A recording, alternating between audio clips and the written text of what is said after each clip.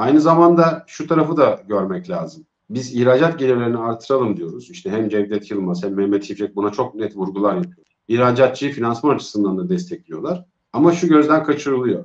Bir, en büyük ihracat pazarımız Avrupa durgunluğa girmek üzere. Almanya zaten daralıyor. Bununla birlikte pazar çeşitliliği yaratmak için Orta Doğu piyasasına, bu Afrika, Kuzey Afrika'ya yönelen bir Türk iş dünyası vardı. Şimdi bizim bu seneki ihracatımızın canlılığının sebeplerinden biri de buydu. Ama bakıyoruz şu an Orta Doğu cadı kazanıyor. Savaşlar var.